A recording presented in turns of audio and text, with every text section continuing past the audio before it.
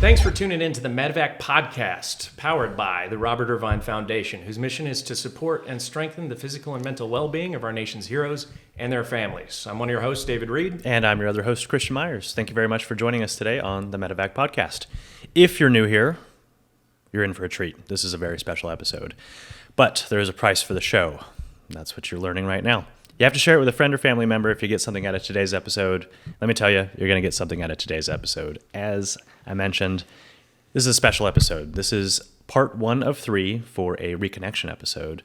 And if you're unfamiliar, here at the Medevac Podcast, we oftentimes find injured personnel and the people who rescued them, and we reconnect them for the first time since meeting on those fateful days. So this is part 1 of 3 of one of those. So keep an eye out over the next coming weeks. Our guest today is Ryan Leighton. He is a Marine Corps veteran. He was in from 92 to 2016.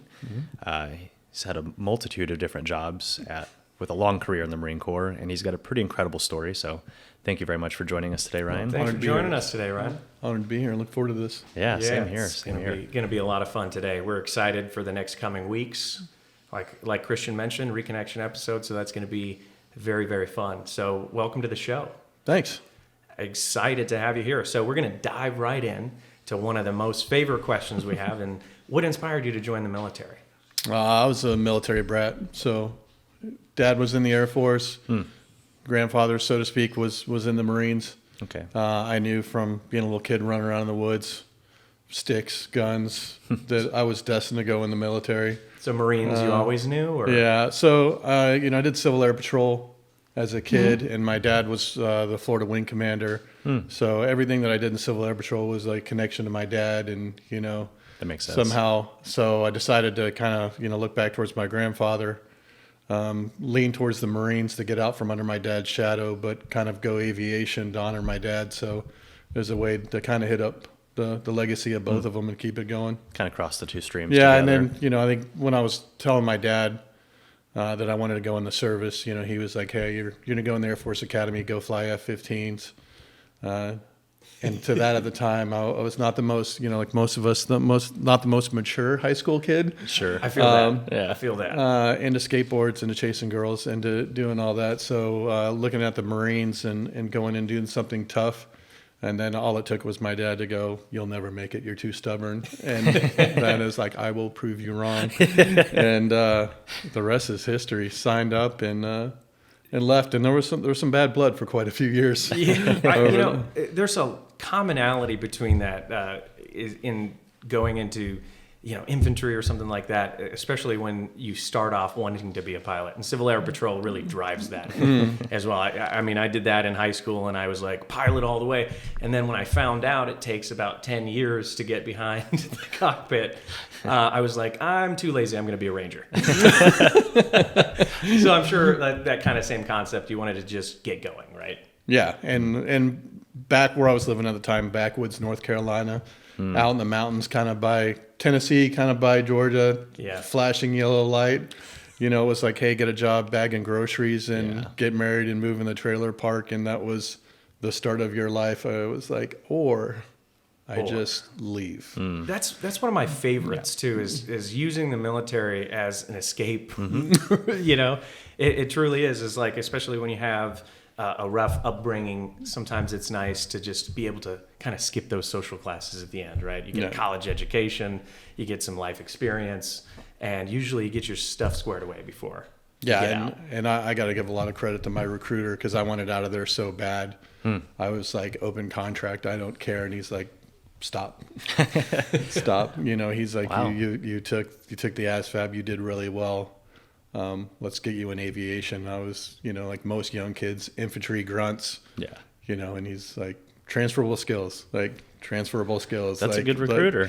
Yeah. So I which is surprising, because usually they're like, we have one spot and that's dishwasher for you.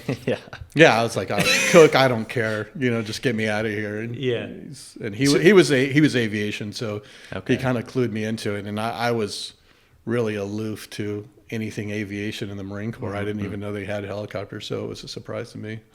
That's funny. So what job did you end up with right off the street? I came in as signed up for Aviation Ordinance. Okay. So it's aviation weapons. Yeah, loading bombs, ammunition flares. Okay. Stuff like that. But when I went to school, one of the instructors had a traumatic family event. You know, I won't disclose, but they kind of did it the military democracy. All the privates get up, you're getting recycled. And we were in Millington, Tennessee. And I didn't like Millington. It was a lot of barracks duty, a lot of buffing floors, mopping, you know, being a professional janitor. Sure. So they came in and they asked for a new concept program of enlisted aircrew. And they were looking for people who had kind of had a background in swimming and, you know, who were strong swimmers and stuff like that. So the thought of being recycled, and kind of as I learned a little bit more about the job, loading bombs on the planes didn't sound exciting compared to what I want to do. So there you go. Hey, would you like to be aircrew? Like, what's that? Well, you shoot guns and stuff out of helicopters. Like, Marine Corps got helicopters? Like, yeah, man, that sounds good. Like, can you swim? Like, yeah, I grew up swimming. Like, I can do that. And they're like, okay, we're going to be this first prototype group that comes through. I think that, you know, most people, a lot of our audience would say that, you know, you just jump in a helicopter and you go, and it's just not that case. There's so much more that goes into it. Yeah, there's a lot of ground training. There's a lot of classes. Like, everyone wants to go in. You know, they had me at machine guns. You know, I guess I wasn't necessarily mechanically inclined, but guns just always made sense. Like, I grew up shooting. Yeah. So I like working on guns. I like that part of it, and then the ballistic side of it, and the shooting, you know, terminal ballistics, aero ballistics, like all that part of it made sense. So I knew how to offset aim. Yeah. And I enjoyed that part of it. But, you know, flying VIPs around, there's a lot of stuff you do as a new air crew that you don't get to do the high speed, exciting stuff. You got to kind of earn your place. Yeah. So what kind of weapons were you managing? So for the UH-1N at the time, we had 3 different weapon systems. One, we had the M240 Delta, you know, 7.62, 308 machine gun. We also had, at that time, the Gauss 16, which is a closed bolt 50 cal. And then we had the Gauss 17, or then the Gauss 2B, which was the 308 minigun. Back then it was 2 triggers, right trigger 2,000, left trigger 4,000. Fast and faster. Yeah. Left, right, left. Yeah. I just think it's highly interesting being on a crew. Christian always talks about the fact that there's so much more that goes into it besides pulling a trigger. You know, you're managing and communicating with your team. You're managing the math, right? Yeah. I mean, a significant amount of comms, CRM, right? So crew resource management's huge in the helicopter. Obviously, you know that when you're working with a crew, especially in a combat environment, I mean, there's comms, there's 5 or 6 different radios going off in your head while you're having intercom with the rest of the team or the rest of the air crew. You know, you're flying around trying to engage a target, find a survivor. Like, it is a very, very intense. And maintain eyes on the aircraft at all times. Yeah, and make sure you're also not falling out of the sky. Yeah, it's kind of what I like to call like having galactic essay. You know, situational awareness of everything. With, again, like 5 different radio stations all going on at the same time. And I'm still guilty of that to this day. When there's a lot going on, I'm really paying attention. I'll look at the ground, you know, because I'm so used to interacting with things I'm not looking at. Yeah.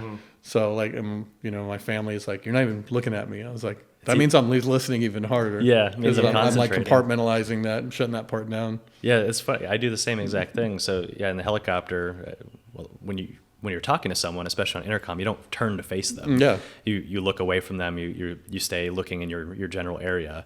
So I do the same thing. If I'm trying to focus on something, I'll like completely cut off my vision. I normally would, you know, in the aircraft, you're looking down at the ground and looking, you know, where your friendly aircraft are or other things. And I just look down. I would like hyper focus on that and just like, okay, I'm going to really concentrate on hearing. Yeah, it's a funny thing. Interesting habits that are formed. And it's so funny, in just, I have to mention the perspective as well, as like, you know, being married and you're looking down, like they think, oh, it's a sign of disrespect, right? And it's not. It's just a habit that you formed over the years. Yeah, this is me intently listening. Yeah, actually. except now I'm deaf. So like when kids So are you talking look and down TV's on, and you're deaf. yeah, and everything's just muddled in the background of this just soup, and I'm just trying to. This is me not listening. Yeah. I'm waiting to hear my name at a different octave to know that I'm in trouble. Yeah. Dad. sorry. Like, you're not paying attention, are you? Like, that's a weird way to start a sentence. Pay attention. So let's talk about your first deployment to the Middle East, right? Mm-hmm. So you're going through your training, you're spinning everybody up, and how's that initial brief feel? Like, hey, you're going downrange. It was kind of weird. So we were at the weapons school. So I was at MOTS 1, Marine Aviation Weapons and Tactics Squadron 1, where we hold 2 WTI weapons and tactics instruction courses a year. So basically, the best and brightest from the fleets get sent through as students, and we're training, and you're really refining all the TTPs that get pushed out to the fleet. And then when OIF happens, everyone got kind of flagged to go, and we're the weapons school. So like, well, we're not going to have a course because everyone's deploying. So we only had 2 Huey instructors, myself and a guy named Shane Winley. And they broke us up, that I came up on the East Coast. So they're like, hey, you're going to get attached to an East Coast squadron. Mm-hmm. Shane was going to go to a West Coast squadron, which was oddly enough one of my old squadrons, and go deploy. So we show up, and rightfully so, there was probably a little bit of resentment from them, as the MOTS guys show up, and they probably thought we were there to take their glory. We get deployed, and here's the weapons school guys trying to Heisman us out of the way, like, no, we're here to fix you. And it really wasn't that. It was just, hey, they were identified as short on instructors, and we were really there just to augment them. It wasn't to strong arm, stiff arm, grab their glory. It was more like, hey, where do you need me? Like, let me put on a pack just like you, and hopefully help teach and get everyone there. So, when I got there, I was kind of assigned to a crew, and I didn't really know any of those guys because it had been 8-9 years since I'd been in that unit. So everyone I know had pretty much rotated out of there. So I got signed to the crew that went into like Task Force Taro, which went into like Annan Zaria, which turned out to be a really, really hot spot during the war. So it was really kinetic the whole time. So a lot of flying, refueling off of convoys, stopping convoys, rearming off of convoys. So it was kind of stopping trucks and, hey, you got any link, 7.62, you got any 50 cal? Yeah, got any fuel? Yeah, stopping with the infantry would stop for the night. You would just sort of land, sometimes dig in. You didn't always go back to the airfield. That's pretty cool. Wow, that's interesting. So it was very, very maintenance heavy. If you had battlefield damage, it was literally on the spot, just making things happen. And I think it really refined me as a mechanic of, okay, no kidding with the pilots. This is something that we need to get back, or we can kind of make a field fix and keep this going. Because as much as, you want to err on the side of safe, air crew, and I'll say this forever, like the Marine Aviation is support the guys on the ground. So when they need close air support, you have some in the aircraft you're not crazy about, like that. We'll make it work for those guys. Yeah, absolutely. Your job is to be there when they need air support. Yeah. And that's what you were primarily doing was CAS, right? Yeah, 100%. We were there just mostly this air CAP, combat air patrol. So you're just in the area. If they call in for it, you're there. Mm-hmm. And how did that feel for you? Were you just like ready to go every time? Yeah, you're ready to go. It was a lot of long days. So there's a lot of times you're I hate the term crew day because every mechanic watching this is going to roll their eyes and go, hey, the prima donna air crew is talking about crew day. But literally, when you've been in the air 9-10 hours, not consecutively, because you do land every hour and a half and get fuel and rearming. There's a certain point where your circadian rhythm is so jacked. Oh yeah. And then you got the up pills and down pills trying to stay awake, and you're trying to balance it out with the other crew. And I was like the instructor, so usually I had 2 junior guys. And it's great at first because, I would rotate them through where the newest guy was in the middle just watching, in a troop seat, and then I'd be on a gun. And then eventually, through 12, 13 missions, when I felt confident, I would be in the middle. So that's hard, to where you let up on a gun where you think, like, okay, I'm the all-seeing wizard, if you will. And that sounds arrogant, but it's their parents, I think, would have some sort of assurance if you were there watching their kids, not putting them in crazy situations. Sure. Where you're just in the middle and trying to just sort of direct the orchestra. You're watching what the pilots are doing. You're watching gauges. You're helping with comms and just all that little intricacies of aircrew that's unsaid, of just taking task sharing. You're just grabbing what things you can do. And that's mainly navigation and galactic SA providing. Comms and SA, yeah, absolutely.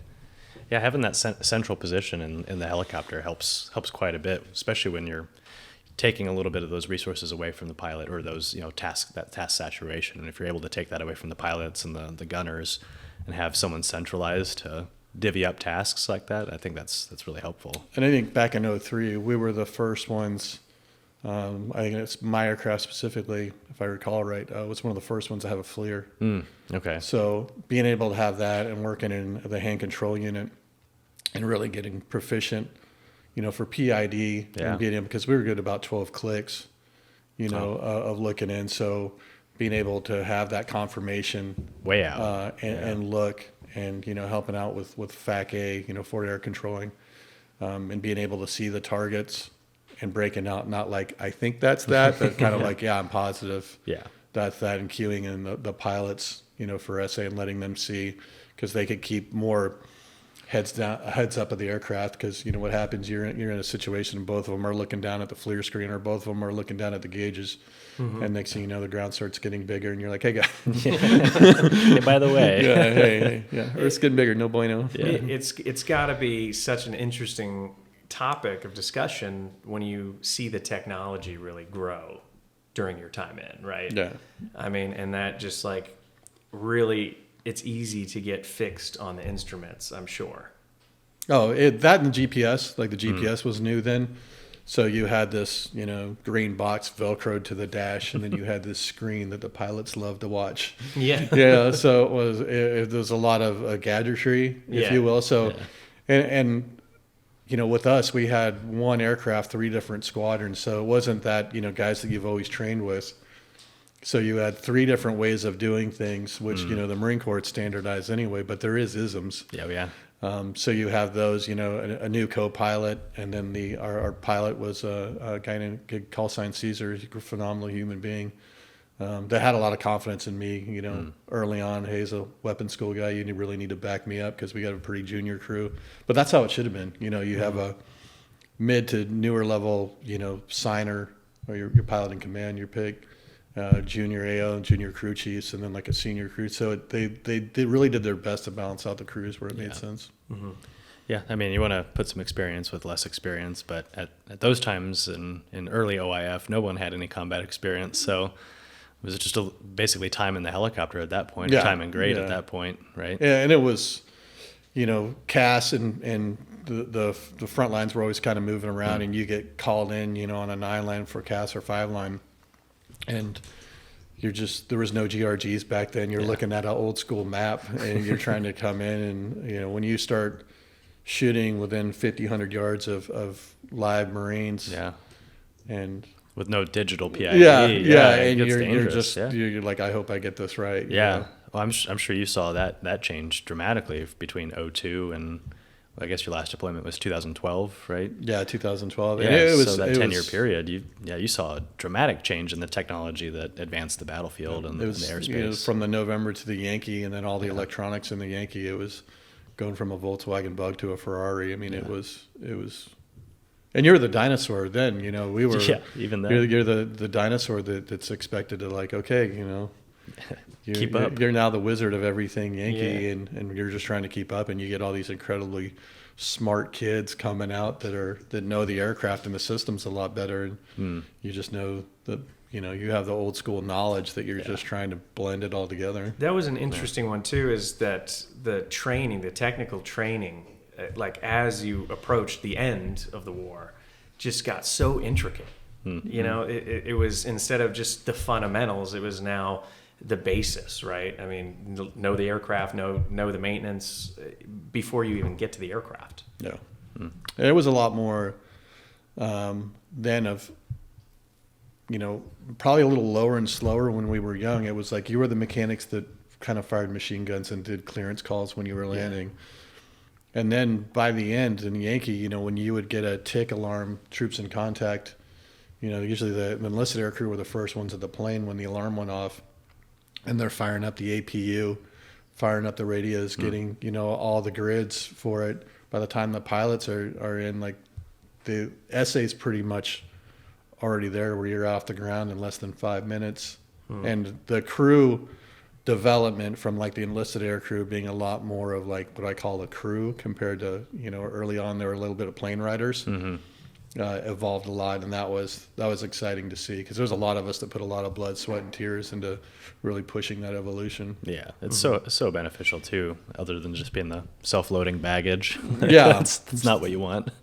Exactly, and that's a term that we used a lot, But it was like guys would, go out, hop in the aircraft, kind of like not pay attention, go out to the range. Okay, now I'm at the range. Now I'm going to do my part to shoot. Like, okay, we're done. We're going to go home. Like, okay, just kick back. Take a nap on the way back. Like, no way, man. You got to be engaged. You got to be involved. Yeah, now guys are probably closer, to what like the Air Force, SMAs, flight engineers. Yeah. Where they're a lot more engaged with gauges and things are going on. And it only provides a benefit, in my opinion. But, so between 2002 and 2012, how many deployments did you end up having?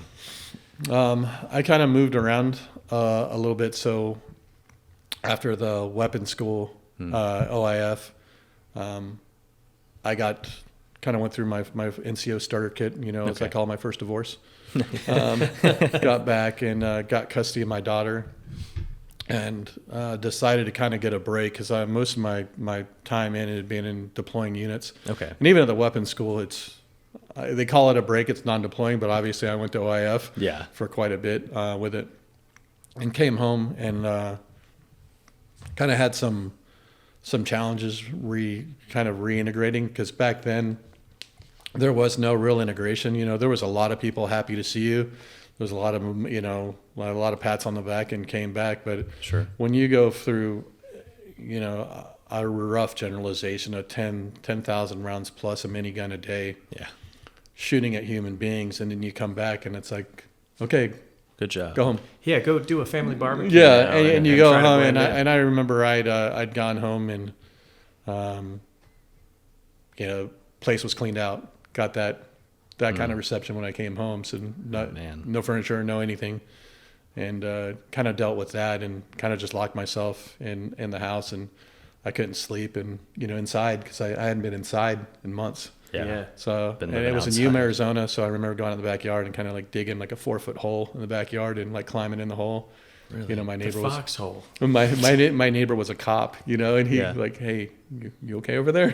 Yeah. Like, yeah, I'm just working through some things. And wow. Man, so I'd kind of worked through custody, and I wanted to get somewhere where I could be a present dad while that was kind of stabilizing out. So I requested to go to New Orleans. Okay. So it's 4th Marine Air Wing, where I went down to as an active guy at a reserve unit. So kind of equivalent Air Force stand eval, was a MATOPS instructor. Go down there and ran flight line, ran quality. And this was right smack dab after Katrina. So everyone had kind of evacuated to Atlanta. And then when I got back, that they were, kind of flying around doing the rescues. Yeah. And that's where, talking to my buddy Jim Davis, he had been out there the same area. Yeah. When we were out there, probably high-fived. Yeah, absolutely. Flying around the Superdome. I love that guy. Yeah, so dive into that a little bit. You helped with those operations? Yeah, got there at the end of that. And kind of being at the weapons school in Yuma, there's the search and rescue unit. So there were the few guys that are actually still do rescue stuff. So the Marine Corps really doesn't deal with rescue too much. Yeah. Not on the Huey side. But because there's a search and rescue unit there, the Huey guys augment over there from time to time and would help out. So I was one of the few guys that understood how a rescue hoist works. So they came down, they're like, hey man, we got these dusty relics in the hangar. Can you get them working? Got the rescue Randy, load tested them, and like, yeah, they're good to go. Let's go. Yeah, let's give it a shot. Fired them up. I had to train all the other guys. They're like, what are these things? How do you install them in the aircraft? It's like a big garage door opener. Yeah, they've been there forever. Yeah. So we did that, and then I got there and called the monitors like, hey, I'm not going anywhere for a while, right? I'm here. And like, yeah, I just want to, get you stabilized. It was like, Did okay. your leadership know at the time that you were going through some Yeah, issues? yeah. I had a really good master gunnery sergeant who was the maintenance chief, who was a solid human being who knew what was going on. So he's, put me in charge of maintenance, which was really rare for a flyer to do, because most of the mechanics, 6114s, get that just because they're always there, right? They're not out flying. So for him to do that was a huge thing for me. It really meant a lot. And what year is this? This is 2006. So 2006, that's a really early time for your leadership to recognize some post-traumatic stress symptoms that are coming out, some family issues, and being able to let you breathe a little bit. We see a lot of the time in aviation, especially, we can't go to our leadership. Yeah, right. Because you feel like you're gonna get fired. Yeah, immediately. Yeah. Yeah, and I was having a real hard time with, I had kind of early in my career had a real bad mishap where I went out as a recovery from 2 Cobras that hit each other, and seeing that we're kind of extracting someone from a fire, and they were all 4 fatalities, and dealing with that, it was like, that bothered me a little bit, and then the point of the deployment, and the constant shooting, like at the end of the day, do I feel bad for shooting anyone? No, I mean, they were all legit, honorable killings. And that was the only reason, before I deployed to OIF, I talked to my dad, because he'd served in Korea, about what do I do? Yeah. What's the secret sauce? What's the skinny? What's the gouge you can tell me? Yeah. Because I'm one of those guys that just walk around, to get a lot of knowledge. And he's like, don't do anything you'll regret later. Yeah. Because that will eat you alive. So yeah. Kind of a funny story, when you're in combat like that, where, hey, there's a free fire area where you could literally shoot anything that's a valid target. And I remember seeing guys, but you have to understand kind of the dynamics over there. Everyone's got an AK. Yeah. So there's times where you'd see an 18, 19-year-old kid walking with an AK, and he's got it shouldered, and, by the letter of the law, he meets criteria as a combatant. Sometimes you swing the gun at him, but not shoot him, and have him trip over himself and fall down. Yeah. Hey, maybe go home and think your life. Gotta evaluate what you're doing. Gotta be able to, maybe just dumb kid doing dumb kid things. That's why I love the red lasers. This is the best warning sign in the world. Psychological warfare. It is. Yeah. So that was kind of a thing of I didn't have any trauma or a bad kill or anything that I regretted. Anything that was, on the safety of my crew, of making sure that we all got back regardless. And then being a little bit senior, I think my job and why I wanted to go was that ethical representation. You don't want to go in there and cause any propaganda for the bad guys. Yeah, of absolutely. young guys doing stupid things, because that's sometimes your 18, 19-year-old kid in the Marine Corps in a helicopter. They want to go over and, some want to shoot something for the first time, but they just don't understand the bigger picture of why you're there. Yeah. So you developed copious amounts of experience and were in the mix of it, training the dudes, making sure your guys becomes a little real for you when you see your actual teammates go down, right? That has messed. That's the hardest part, I think. My service too is you do what you signed up for, and then the moment you lose a friend is the moment it becomes real, and you're you start questioning everything. Why am I here? What are we doing? Right? Yeah, we had. So I deployed again in 2007, 2008, up around Fallujah. So we were at Al Assad Air Base, but we went over and did a lot around Fallujah during that time, and that was pretty kinetic.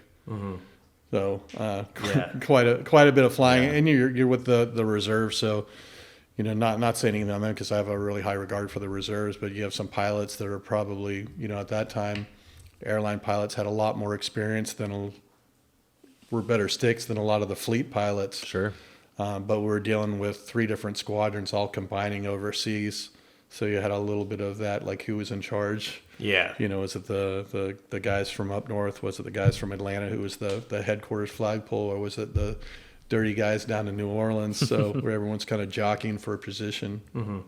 So, but kind of answer your question, up before my last deployment, it's really when the first time that there was a training mishap right before we deployed, where we lost quite a number of crew right before our last deployment, and that that was pretty hard. Yeah. Yeah.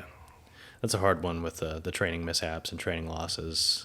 It's hard to find a reason why sometimes. Yeah, I know it was midair between a Huey and a Cobra. Yeah. So we lost 7 crew members right before you deploy again. So that's got to be fresh in your mind. That's February 22nd. We deployed in April. Oh, yeah. So, about 30 days prior. Mm-hmm. Yeah, that sets the mood for the deployment, too, I'm sure. Yeah, and kind of sad story is like I'd been on that Huey all day. Oh, really? Doing, like kind of stand eval stuff. And it was going day into night. And, single dad thing, I'd missed my kids' soccer games. Mm-hmm. And so, my that buddy... mortality really sinks in at that point, which the military does a really good job in boosting up, invincibility. Yeah. And that goes out the window when you see your friends pass, and especially if it's a training event, which is just super unfortunate. So that sets the tone for you. You must be feeling pretty heavy at this point, and then you hit your final deployment. Yep. Final deployment in 2012. Final deployment aviation. So had another one on the ground side, but deployed kind of with a heavy heart, and our goal was to, hey, at this point, get everyone home. That's really all you can do, kind of shepherd around everyone. And I don't think anyone had really processed anything because you're in that deployment cycle where you're getting ready to go. So everyone kind of puts a pin in the grieving, and they carry that into deployment of maybe some deployment patches. Hey, we'll wear every flight and kind of take them with us because they all deserve to be there. Yeah, of course. So you're going to like, okay, hey, no more after them. Everyone else we're going to kind of slow it down a little bit. Go. And it was kind of the squadron that we were in was HMLA 469. It was a stand-up squadron. So it was an expansion squadron. So before that, it didn't exist a year prior. Like I think in 2010, it got stood up because there wasn't enough Marine light attack helicopter squadrons to do the deployment squadron. So they just stood one up. And how do you stand one up is you just give it a name. Mm-hmm. And then all the other squadrons donate some aircraft and donate some people. Okay. And that's a really hard blend right before, 2 years for a deployment. And then, but 08, we're going to take away the Novembers and we're going to give you Yankees. Mm-hmm. So now you got a new aircraft to that. And then so there was a lot of different expectations and a lot of different people that necessarily weren't really gelled working together. And I'll say this, a lot of talent. Probably not the most cohesive at the time as far as, so there was definitely some clicks, definitely some rifts, but overall some really talented people in the right positions to make it, we could do everything but get out of our own way sometimes. Yeah, absolutely. Yeah, that's tough to do. So let's talk about that deployment, right? Your last deployment in aviation. Mm-hmm. So is that typical? I mean, how does that go? So I was in charge of quality assurance, so all the airworthy maintenance, and basically it was like the senior enlisted guy. So between kind of working and signing names to schedules and kind of looking at mission sets, and a lot of them are color coded, and you're kind of like looking at the balance of the crews, for CRM, right? Like chemistry, which ones are getting along, which ones aren't getting along. Where's our friction with the pilots? Where's our friction with internal aircrew? Mm-hmm. And you're kind of like massaging those around. And then when is it most kinetic? Because we had a midnight to noon shift and a noon to midnight. And a lot of things seem to happen between midnight and noon. Like early morning stuff is when it tend to get more kinetic. So having the more experience, and that was another thing. There was only, I think, 3 or 4 of us that had ever deployed before.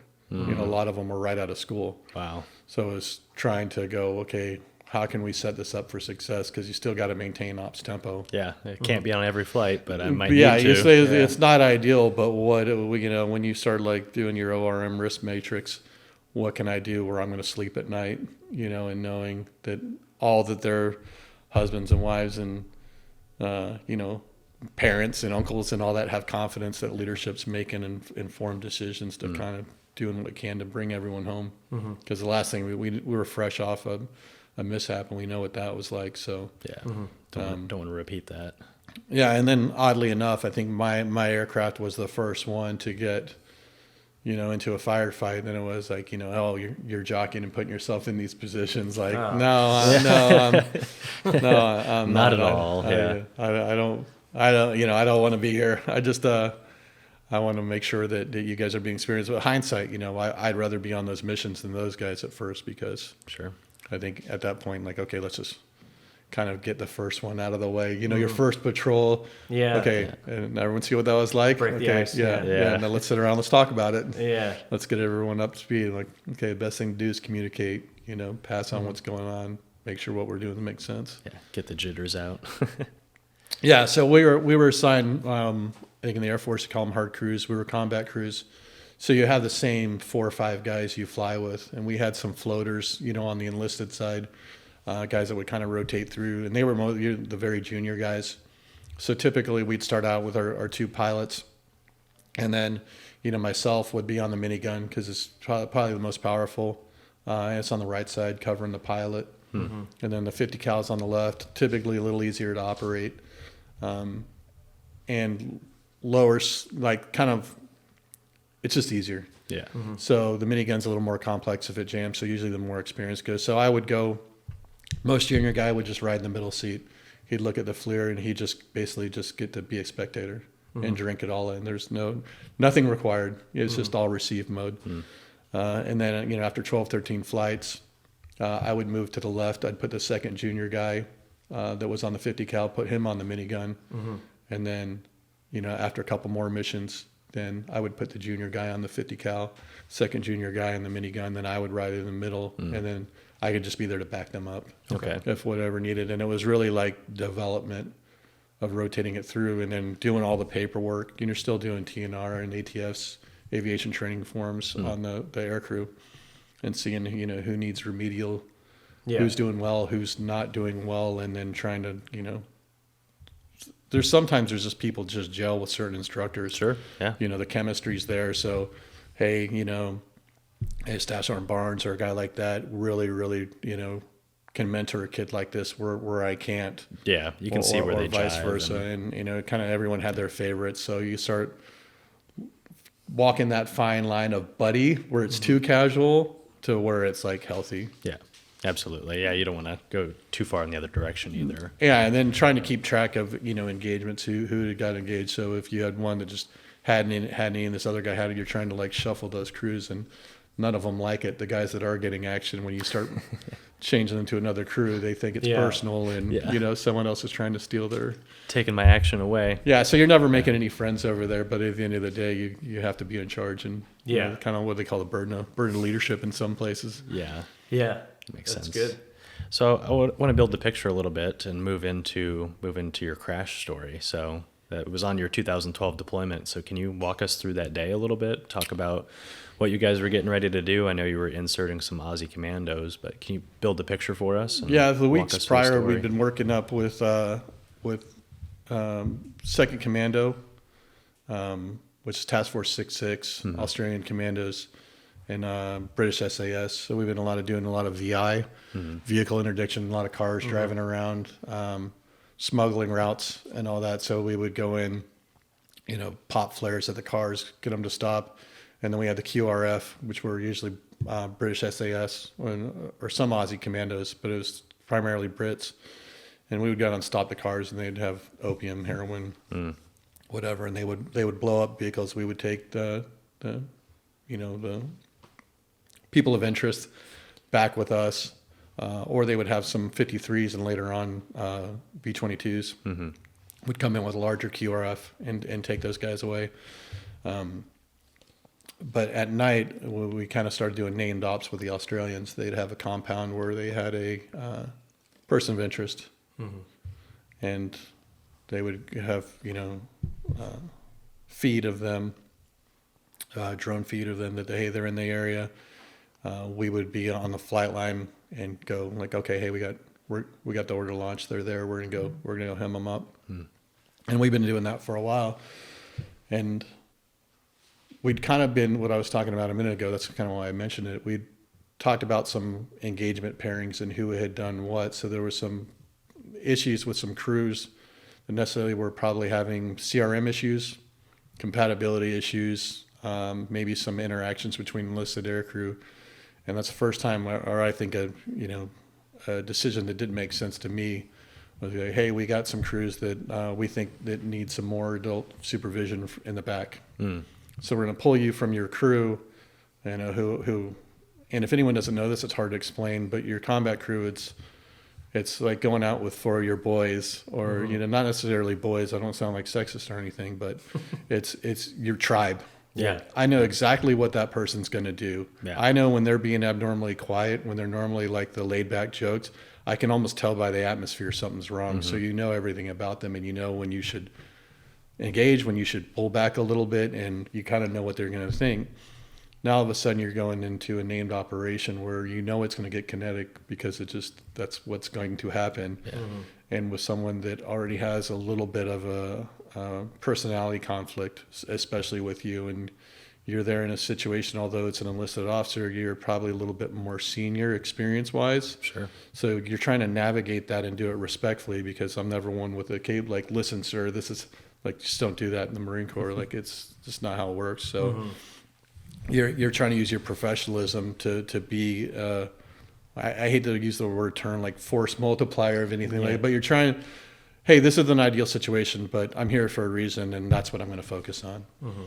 So we got on a named op, and I just remember, hearing about it the night before and kind of briefing some objections to the plan. I wasn't a fan of it, but at the end of the day, those are your marching orders. Like a good senior enlisted leader is going to brief his opinion. Absolutely. State your ground, state everything of why. But when you leave that office, you're Roger that. That's the plan. We're going to go with it, and you're going to support it, and your conscience is clear because you've said your piece. Yeah.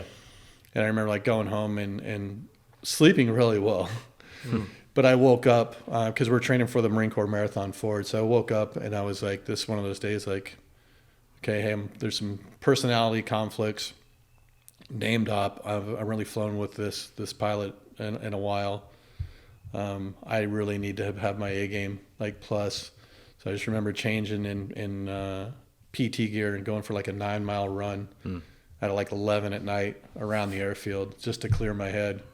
And if you never know, like at Bastion at that airfield at night, it's dark. Solid dark. Yeah, and it's like running on paved road with bits of cinder block and debris everywhere. So it's like I had no lights. And I remember running and kind of with a backpack having my gear, and then finished it was like 9 or 11 miles. I think it was 9. And I got to the squadron, and I went out, like immediately out to the aircraft, started prepping my guns because the other crews are kind of coming off shift. So they're landing and they're like prepping their guns. And of course, I don't ever trust anyone to look at guns. I want my guns, and I want to go pre-flight my own guns. And a lot of that time, the junior crew chiefs that were assigned to our crew, again, like my normal enlisted guys, I didn't have them. Thank God. And I had a young guy, an up-and-comer. And, normally that job's like, hey, I'll prep the guns, Gunny. And it was like, you can prep yours. You can do yours all day, but I'm touching mine. Like, no one's touching my gun. I know when I pull the trigger, I want to know it's going to work. Absolutely, yeah. And it was that kind of like calm. It was really, really calm. Like, I remember just like cool night going out there. And it was one of those ones like, okay, I feel like pumped, like where you're just, I don't know, it's one of those ones before a big exam, not like, do I know the answers for this? Like, I'm ready. Yeah. Like, aircraft's good, looked, thorough pre-flight, guns good, went in, got the brief, came out, and it was, we were going to go out to Tarancot, pick up the Australians, and then go hit an objective. And we had basically, an OP team. So we're going to, you never go land and drop them off on an OP, which is an observation point. You do a couple dummy landings, maybe 7 or 8. One of those is the actual.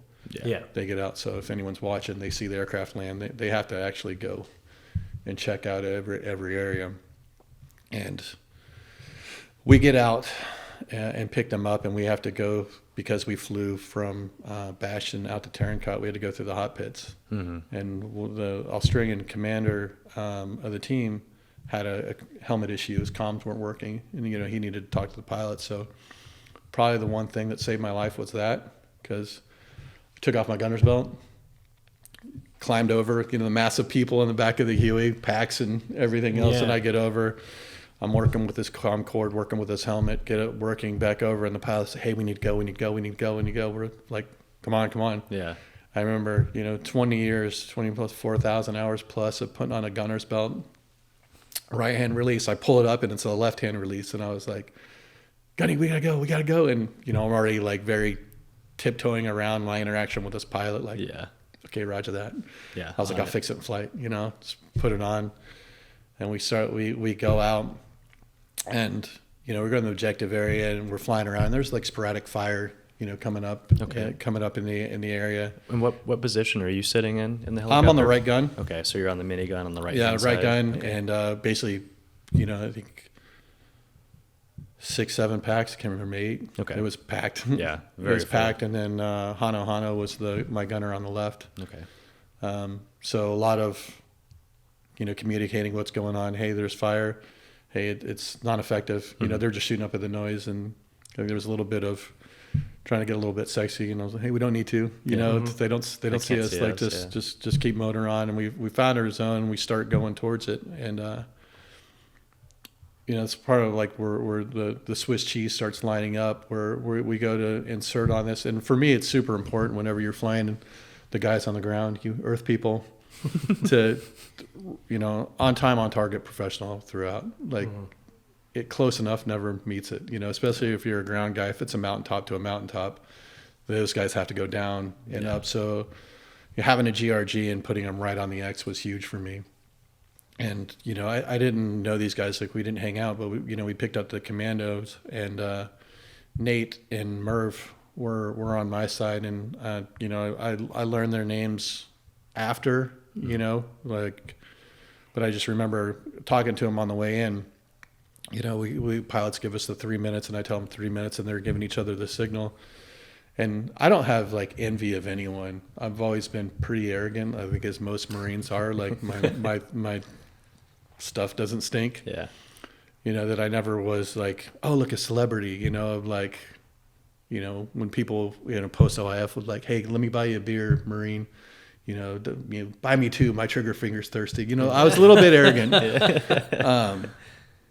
So when we had these Australian commandos, like after just working with them, like those guys were like the real deal. Like those in the SA, they're just different, and they have a different aura about them in the way they're not arrogant. Humility. Yeah. They're just extremely and they treat us like gold, because like they had, after the first couple of missions, between working with they'd worked with the 160th guys, they'd worked with some other units, and they were just like, you guys are not afraid to fire, and we want you. And we're like, yeah, man, it's got to be symbiotic, right? Like, we want to work with you. You guys want to work with us, and we're never going to leave you. There's some close calls where they had to immediately re-embark, and we just stayed in, like, laid hate over their head, and they knew how we were going to work. So, why I'll say that is I was in a little bit of awe of them, So I get in, and you're like, okay, it's really important that we get these guys in the right spot. And we come in, here like 3 minutes, and I tell them they're starting to signal, and it's important to say that they had what they call monkey tails. So you have a CRS, a crew restraint system, which is a big cable that runs like an upside down U in the aircraft. And your spec ops guys, and it was only non-US that were allowed to use it. Just basically have this bungee cord with a D-ring, on their belt, and they just hook it to the helicopter. So like 30 seconds out, they're already unhooked. So as soon as skids get close to the ground, they're gone. Yeah. Like, these guys are professionals. We come in, I'm looking at the GRG, and, it doesn't look right. I'm looking for like a compound wall with no Twinkies in it, and I'm not seeing anything. And then we come, we start getting closer, and, doing the calls with the pilot, and I'm still like, hey, this doesn't look right. And I do, hey, wave off. Like, let's just push forward, and the gig's up. Let's just go on another one. And whether he didn't hear it, and there's been some talks back and forth, or whether he didn't hear it or didn't understand it, or I didn't convey it. I've heard the tape. I know what I said. I'll leave it at that. But that's when the Brownout started developing the aircraft. And, a Yankee comes in, and it's a big aircraft, 53 guys laughing right now, or something else, but they're like, no, it's not big. But, for a November guy coming in, and just the aircraft, the center of gravity is different. They're very tail low. So that was another thing of, new aircraft. So just the brownout came in really quick. It just enveloped from the rear to the forward, and I, said wave off, of just, hey, just get away from the ground. Mm-hmm. Like, we had some sensors on the Yankee that other aircraft didn't have, to where you didn't really necessarily need to see anything. You could just level your meatball, full power, get some space. And the guys on the side, were all, starting to unhook, and I looked down at Nate and Merv. I was like, hey, hold on. And I was like, at this point, I was like, hey, motor forward, because I started losing, any kind of visibility outside the aircraft. And then all of a sudden, I just started feeling like I was going back against the rear transmission wall, which mean that we were nose up. Mm-hmm. And I look back, and I break out the tail rotor kind of through like a little gap in the dirt, and I just see these boulders that are about the size of Volkswagens. And then I just, I was like, tail, and I was like, level it out. And I just saw like the sparks, and I just saw the whole tail rotor just like shear off. And of course, without the tail rotor, the aircraft starts spinning in the opposite direction of the rotor head. So it started spinning, and, I'm on the right side. So I just see Nate and Merv kind of go out the window, go out the door. And I don't know if they were hooked, or they jumped, or they were there, and I looked back, they were gone. Mm-hmm. And then I just see the two cables, they were still tethered. So I was on the minigun. I'm like, well, I'm not doing anything with this. Yeah. Right, so I just let it go, and I reached down and grabbed him, and I just remember seeing him hanging there, and I like, monkey strength, gorilla strength. Yeah. I don't know what it was. Just panic. Reached out and grabbed him and like pulled him back up in the aircraft, and like as far as I could up. And then as soon as I looked back up, and I just saw dirt and rocks, and I just saw the blades hit, and I went out of the aircraft, and I just remember, we were talking about this last night, hitting dirt. Yeah. And it's a really weird feeling, and anyone in aviation, or unless you've been in it, I don't know if you could describe it. It's just, you're in an aircraft way up, and the ground's little, and it's green. You're on MVGs, back then it was the old school. Yeah, mm-hmm. Yeah. Amos 9s, and you're everything's safe, and you're in your little bubble and your little toilet tube paper of everything's safe. And now you're face down in the dirt. Mm. And you hear the helicopter and all that, and that it takes your mind a minute to wrap around what just happened. And you're like, I'm laying on the ground. I was just in a helicopter. And then I just remember looking back up, and it like the helicopter kind of rolling over. And I was like, oh, I'm attached to it. Oh. And I reached down for my gunner's belt, and it was on the wrong side. So I grabbed it for a right-hand release, and it was there. And I just remember it rolling over, and it just flipping me up in the air over that, and like rolling over on me. So you're like a tether ball on the outside of the helicopter as it's rolling down the mountain. Yeah, it rolls over. So you think if you had a right-hand release, you would have got it in time? I don't know. I mean, I think the whole panic of like that slow motion of like you're laying on the ground looking at the helicopter, and I think I'm a Marine, so I'm not the smartest coconut on the planet, like cannibal in the Congo. But you're looking at, you're like the helicopter rolls over, you're like I'm in trouble. Like, the helicopter's on the ground. Like it's going to roll over. And I was like, oh, snap, I'm attached to it. Yeah. So this thing's just rolling with you attached to it. Yeah, it rolls over, and, kind of long story forward, it tumbles over. And I, towards the end, I got knocked out. And that's when I woke up. I was underneath it. I could hear the engines running away.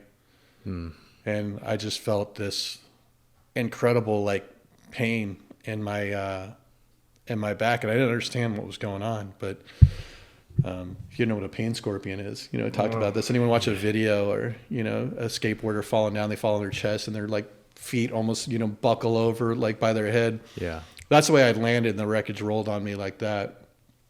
So my back was hyperextended, which pulls your diaphragm like super, super tight. And then I still had my gunner's belt on, which was attached to the aircraft, and I was sort of like mid cargo door, shoved underneath the side of it. So it was on top of me, and Nate and Merv too. I didn't know it at the time. And I just remember hearing the engine, and what woke me up was like the smell of fuel. Yeah. And it's all the fuel was just leaking through it, and I was covered in dirt. And I just felt like popping, which is like my vertebrae just like shattering from the hyperextension. So it just started like center back, and it was just like it sounded like a 2x4 just snapping. Like it was pop, but it was going like right down my back, and it was flattening out. So imagine like the bow, and then you start pushing down on it. So like the vertebrae were the weak point, so they just started popping down the line and started snapping. And I flattened out, and I couldn't breathe because my diaphragm was pulled so tight. And I just remember like I need to get my gunner's belt off because I couldn't. Yeah, couldn't. Like avalanche theory, like it was so tight on it. And I was like, my right hand kind of, like a cop when it gets you, was twisted up behind me. Okay. And my left hand was there. And then I just remembered, I was like, I put my gunner's belt on backwards. And I remember getting my pinky. And if you know, like the release, there's 2 little BBs on springs that it's a tension release. So once you pop it, it gets past those BBs. There was so much tension. It was like a gunshot. It snapped off and like went up in the air. Cause it's a heavy canvas thing. It's not elastic. Like they don't. Yeah. But it was so tense, it just ripped back away and like pulled out, but allowed my like whole diaphragm to expand. It was like, I got a breath, but I was like face down in the dirt. So like had a bunch of jet fuel soaked desert dirt. Like I inhaled all that in. And I remember just getting my like left hand and scooping this hole and just throwing up into it. And kind of like tried to move, tried to scream, tried to do anything, and just nothing would come out because the weight from there, and I think that point it got from like T10 to L2, so now it's down the vertebrae. It's like snapped sequentially. It's down like towards my pelvis now, and I just thought this is it. Yeah, and I was super close with my dad. Like very very very tight with my dad. He raised me pretty much, and he had died like in 2010. And I was like, this sucks, but I'm going to see him, and like that was a hard loss for me. And like Everett and, Vengeance 9798, the guys we'd lost, like I'm going to see them. And like, thank God it's me. It's not a kid, and that's kind of why I'm here. I'd rather be a dinosaur that goes with this and know that, I kind of like hypothetically took one for the team. But, at that point, like to be in that position, I would have volunteered at that point. Sure.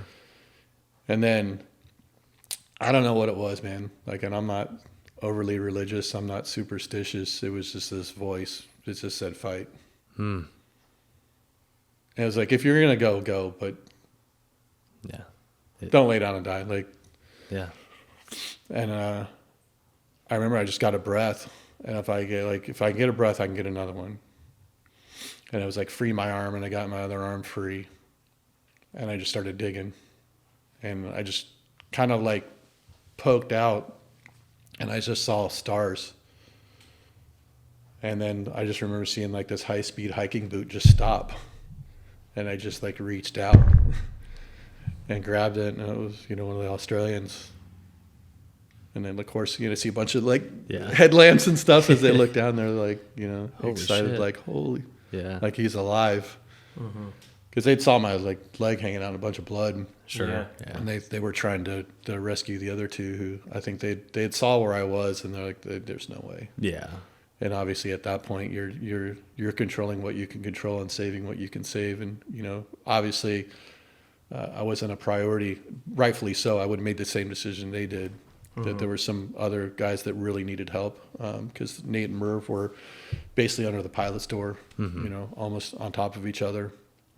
And they, we didn't have, you're out in the middle of tearing cut. We didn't have shovels. We didn't have anything. So the 240 cans, the 200 round cans, they were trying to use the scoops and trying to shovel it out. And I just remember, them pulling me out, and they're like, hey, what's wrong? It's like, my back's really weird. Yeah. I was like, I don't have a rifle. I don't have a pistol. My body armor was gone. Like, everything was gone. Yeah. And they took me over to the medic, and, the Australian medic, and he's like, hey, can you fill out a casualty card? I just remember like hands didn't work. Like they were just not working. Sure. Yeah. At all. And that kind of fear of like, I'm the senior guy. Okay. I need to get a head count, okay, where's our guys? Okay. I, got all them located, got a head count on the packs. Okay. We're down 2, trying to get them out of the wreckage, and let's put all effort on that. Okay. Guess somebody needs to start communicating and getting like where we're going, get some overhead, and try and contain what we could do. And that's when we found out that I think the 2/10, Pedro guys were close or had been vectored out to us. And when they got on scene, meanwhile we had some Cobras overhead. I think we had UAS overhead, and we're talking to them and trying to zeroize all the crypto and kind of get the two Aussies out, Nate and Merv. And at that point, them being on my side, I was real interested on how they were doing. And I kept trying to go over there because I didn't have any body armor or anything like that. So I was like, hey, I don't want to get back under there and dig, but maybe that's probably the best spot for me. I didn't have any gear to gear up. Yeah. So if it got kinetic or anything, I didn't want someone else. And I just felt like I had to do something. Pedro got on scene and they're like, hey, can you, they kept trying to land Brownout and they're not being able to get down. And, Steve Leighton, Corey Arcolani, some of those guys I'm real good friends with now, and got their side of the events. And, they're still bothered that they couldn't get down and get to us. And I know Steve Latham's a solid human. Yeah. Holds a lot of weight for that. And they did their best, and, you couldn't add more to the chaos that was already down there. Yeah. Sure. Yeah. And, at that point they're like, hey, you guys kind of need to push away down the mountain more to get away from the wreckage. And then we're like, we have, we didn't know they were KIA at the time. Like we got team members in the wreckage. Yeah. We're not leaving them. And I remember we kind of had a quick huddle and going like, that's what's going to haunt us later. Like if we try and save our own skin and push down the mountain. Yeah. Nope. Can't do it. Nope. Like, and you're non-ambulatory at this time. Right? Yeah, I was like, my back was completely busted. I was just laying up against some rocks by the medic I was crawling around on my arms trying to just help to do what I could. Mm-hmm. But it was like nothing was working below, like sternum, basically below my sternum. Yeah. Like and I didn't know what, but I felt like, I was a senior guy, I needed to do something, and I was more angry, if I recall right. Sure.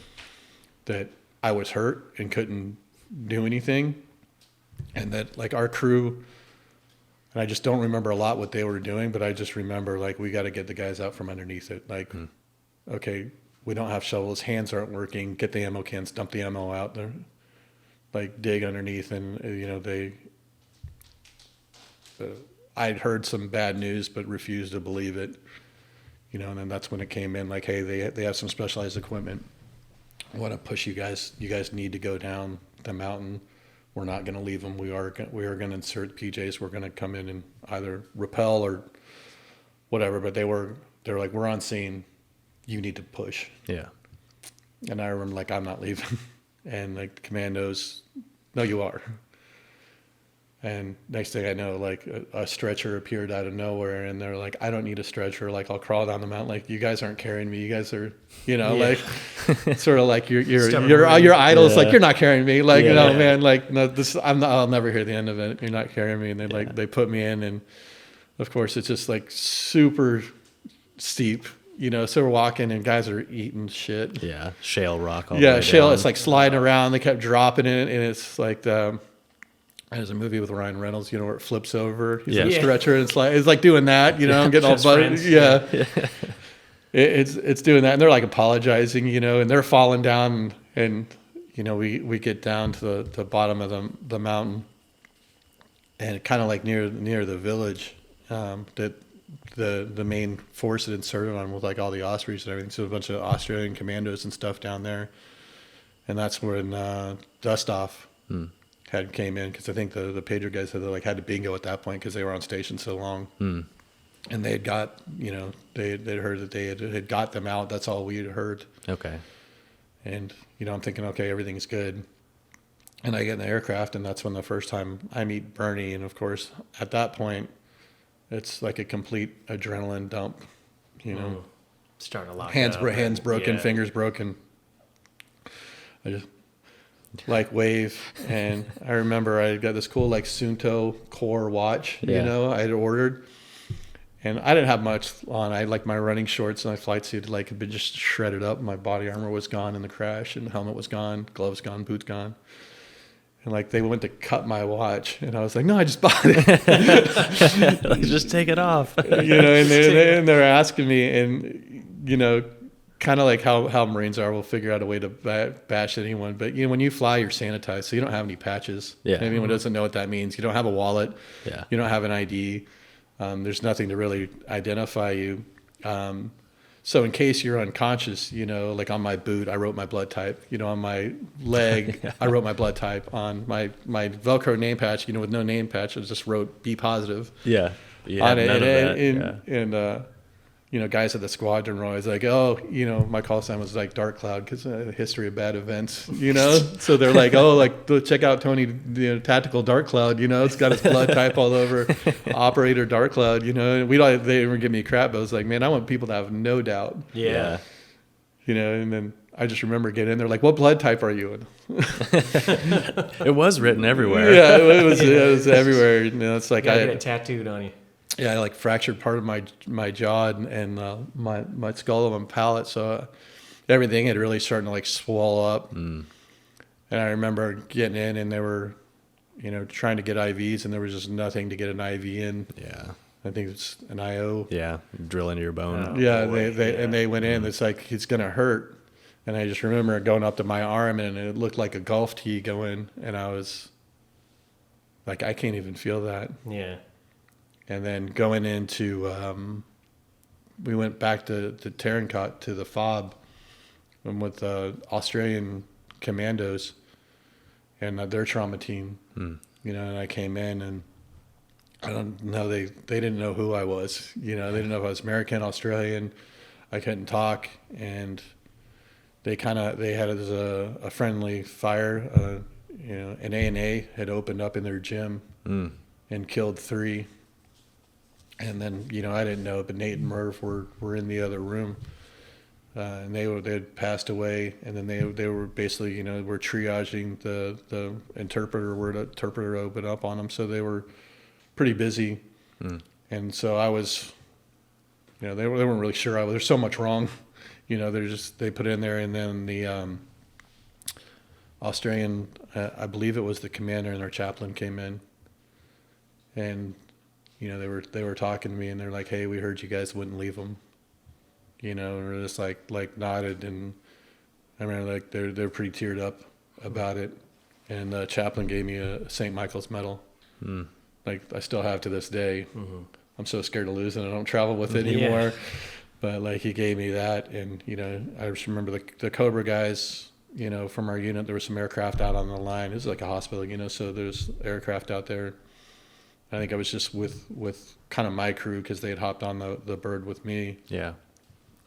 And eventually, like they got pulled. They had to go back to base, and that was kind of like the last time that I really got to see any of those guys. And then really a blur of Kandahar, Bagram, in and out of hospitals. And I remember waking up in one of them and looking around, and I was around like all A&A guys.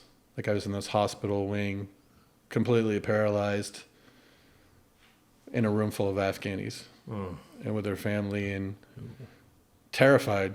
I was like, someone could walk up with a pillow and and just I remember just asking like, the nurse if there was a Marine, and I still don't know this guy's name. I think he was a major. Coming in like, get me out of here. I was like, hey, I just came out of a friendly fire incident, that happened, and like, I don't care if they're A&A or whatever. There's and he's like, I need to be in a different section. Yeah, he's like, I put you in a hallway. Like, done. Yeah, I would too. Yeah, I don't blame you, but that's on top of what you're dealing with. You're dealing with that as well, and that's got to be just not helping your case. Yeah, and then the kind of not knowing, it's waking up in a different hospital in a different unit, and that. As soon as you open your eyes, you're like, everything hurts, but not wanting like pain med. I wanted answers, where's my crew? How's my crew? Where are the guys? They get everyone out. And it just sort of seemed like no one knew. And, you've done medevacs before. When you pick up a kid who's all blown up, how's everything? And if it's everything fine, it's usually not fine. Yeah. So when everyone was kind of placating me, like it started pissing me off a little bit, like wanting to know like how's it gone, like how's, and my wife had just given birth that night or two, like that night or night before that. Man. Wow. So she'd so I was wanting to get word back to her because I had no concept of time. Mm-hmm. Yeah. And I think this time it had been a week, so I knew that we had a newborn at home and a toddler, and I was really conscious of like letting her know that I was okay, and trying to just like realize what had happened as well. Yeah. So I really remember coming clear in Ramstein, Germany, where they're evaluating my back and how bad it was. Mm-hmm. And like I think it was a senator coming in. There was a whole group of VIPs rolling through here, and are asking me where I'm from, like Florida. Oh, you're not my district. Have a good day, young man. Here's a pen. Yeah. Don't forget to vote. Vote for me, pin. Yeah. And they were just sort of like, hey, we need to get them on a plane. And I think there were on the planes that they go back to Walter Reid, there's like the group that's doing okay, and towards the back is the group that's not doing okay. Yeah. And I kind of was towards the back group. Oh no. And I was going into spasms real bad. Like I didn't know what happened. And long story short is like I broke my neck, broke my back. I had my arms, couldn't feel them. Like they were there. I could move them. I just couldn't feel anything. So, and then a brain injury. Like I couldn't really remember anything of what happened. So like brainstem, front hemisphere, right hemisphere. Wow. Like just a complete crush. So from there, I went to Balboa, the ortho spine, because I had like shrapnel and stuff, just parts of aircraft blade and everything were gone into like my femur and into my stomach. So it had gotten into my femur and got into like my bone marrow, what they call a deep bone marrow infection. Yeah. So I was telling you this last night, like your bones turn into the consistency of memory foam. So you're laying there, and I know my right leg, which was the both, because it almost got kind of like pulled completely out of socket, almost ripped off. It was just hanging there by some skin. It's swollen up to like twice its size, so they had to cut it to like relieve pressure. And then if you push on your like shin, you could push it down like foam, and it'd take like 3 days for that divot to fill back in. Oh man, weird. And then you can imagine that immense pressure, just like almost like ice before it breaks. Yeah. And then they had these cuffs that every like 15 seconds turn on and squeeze your calves. Squeeze. Oh yeah. And that was just like some kind of weird Chinese torture device, and you're trying to sleep, and then you'd hear the machine kick on, and you'd panic immediately. Yeah, you look for your morphine button, or whatever, and just like a hearing test, like now a hearing test. And at this point, have you like looked in the mirror at all? Like what's going on? You have bandages on your face, I'm assuming. There was so much road rash and so much. I kind of had the boxing gloves on. Yeah, I bet. And everything else. And I remember this nurse in Ramstein going like, "Hey, do you want to call home?" Like, yeah, like kind of getting choked up, and ended up bringing on like a whiteboard, and I wrote my wife's number, and he kind of did the Zoom call, and I saw her face. Of course, like her face is all bandaged up, and just trying to get like pretty emotional. My wife was there, like, "Hey, that's not my husband." He just didn't look like me, and then tattoos, obviously. And she's like, "Oh, that is." Wow. Like, and she was a nurse, so she's kind of went into the nurse mode. Yeah. Yeah. Like, okay, I'm like, no offense, I'm done talking to him. I want to know how bad it is. Like, she wanted like a no BS, like how much was her life about to change, and whether I was going to pull through or not, because by then word had sort of like trickled back home that, hey, we can't say what, but there was an aircrew E7 that was critically hurt. Well, there's only one. Yeah. Like kind of by default, we know who that is. Yeah. So, she was just trying to wrap around like how things were going to be with me. Sure. And then, I was not the easiest person when I came home. I can't say I've done everything wrong, and there's different layers of grief and trauma that I've gone through, and I'm probably on my 5th or 6th iteration of doing things right or wrong, where I have an epiphany I'm doing things great. Yeah. And then, like anything, as you get experience with it, realize like I handled that horrible. Yeah. Well, I mean, you take it day by day at that point. Yeah. And I'm sure you got that question towards the end, is just like, how'd you make it through? Right. And Yeah. For me, it was trying to maintain. I did the kick my shadow thing. Some say survivor's guilt. So I'm like, hey, everyone on that side ended up not good, or dead. Nate and Murph ended up passing away underneath the aircraft. And they were right by me. And I did hey, if I had tried to pull them in, did I kill them? Yeah. If I had told them something else, could that have done 1,000 what ifs? Yeah. When you're already an A-type and you're in a leadership position for 20 years at that point, I'd been in right at 20. Yeah. And when you're in the hospital, the worst time in the world, and this is quiet time. There's the beeping of machines and time to think. Yeah. It's the worst And part. you can, I used to call it hypothetical scenarios for hypothetical solutions, or hypothetical solutions for hypothetical scenarios. I can come up with an answer of what I've done, then I rip that apart. And then I come up with another answer, then I rip that apart about. And usually we're on the catalyst for everything bad. And then it's just, you have nothing to do but just beat yourself up over. In your head, shower side chats, I like to call it. It's like, that's the best way to reference it, is like, when you have alone time, you're in the shower. That's where you have those conversations, and you're going through these hypothetical fights and hypothetical situations. It's the same thing that happens when you're in the hospital bed, except you're uncomfortable, you're not getting good food, and you're wondering what the rest of your life looks like. Yeah. Yeah. And then, I kind of come back, and unit was still deployed, and through the kind of the trickle, because I was so bad, between Ramstein, a couple treatments there, go to Walter Reid, where a lot of stuff on my back and on my legs there to get stabilized. And then I get transferred to the ortho spine unit because they weren't sure how bad my spine was, and especially my leg, if they were going to have to take it or not. So I go to the ortho spine unit, and then they're just sort of like, well, till your unit comes back, we're just going to put you up in Wounded Warrior Battalion West up at Camp Pendleton. So, it's right next to the hospital. It's just like barracks, then at the time they had some reservists who were like the staff for it. And they're more like case guys. You don't really have a job. And I was inpatient for a year, and then IOP, intensive outpatient, for another year. So your job is you go to the hospital at 6 a.m, and then you get to go home, sleep in your bed. I'm sorry, you were inpatient for a year? Yeah. Wow, that is incredible. That's a long length of time. And I'm assuming your doc said, most likely not going to walk again. Yeah. They said you were not going to walk again. They weren't sure if you'd ever have feeling like in my arms. Wow. Really bad, like vestibular problems to where,